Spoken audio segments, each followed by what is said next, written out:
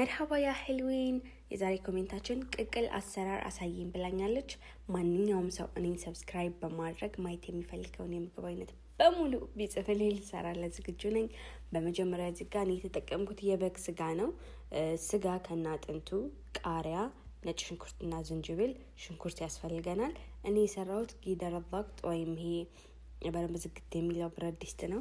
በኖርማል ብረት ድስት ከሆነ ለረጅም ሰዓት ቢያንስ 1 ሰዓት ተኩል 2 ሰዓት ያክል ብታበስሉት ይመረጣል። እኔ ግን እዚህ ጋር የተጠቀምኩት ብረት ድስት ጊደር ضغط ወይም ይሄ በደንብ ዝግት የሚለው ብረት ድስት አለርለ ስሙ ነበር ጠፋብኝ በአማርኛ።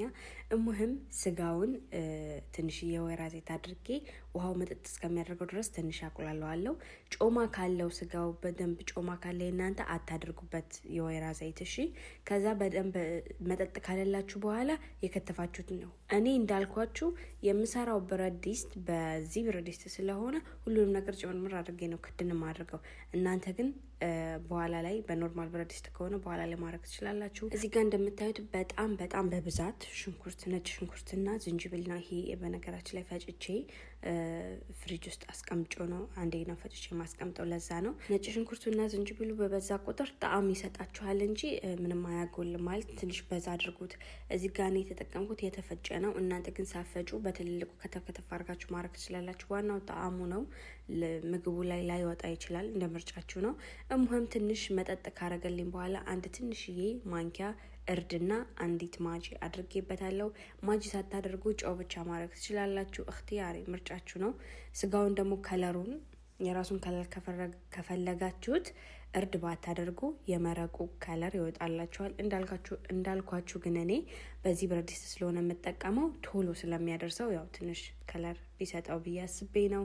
እና እዚህ ጋር በደንብ ከአቁላላሁት በኋላ መጨረሻ ላይ ውሃ፣ የፈላ ውሃ ነው መሰለኛ ረስቻለሁ። ምግቡን ከሰራሁት መቼ አሁን ኤዲት ማረገው መቼ።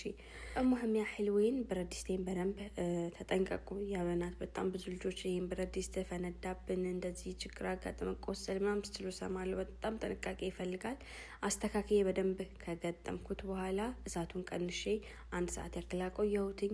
ከዛ ደግሞ የጨዋው ጎሎት ነበረ፣ ጨው ትንሽ አረኩለት።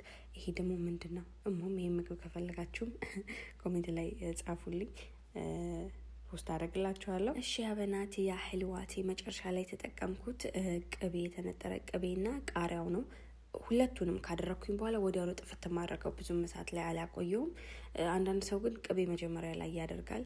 ይሄ ለጓደኛዬ ታማብኝ የሰራውላት ምግብ ነበረ። የዛሬውን ቪዲዮ ከወደዳችሁት ሁላችሁም ሰብስክራይብ እያደረጋችሁ ቢያንስ 10,000 ሰብስክራይብ አስገቡኝ። ሹፉሊ ሀልጀማሊያ ጋይስ፣ እንደዚህ አይነት ዲኮር ምናምን እንዴት አያችሁት? እሙህም ያ ህልዌን በሌላ በቆንጆ ቪዲዮ ተመልሼ እስከምመጣ ድረስ ባይ።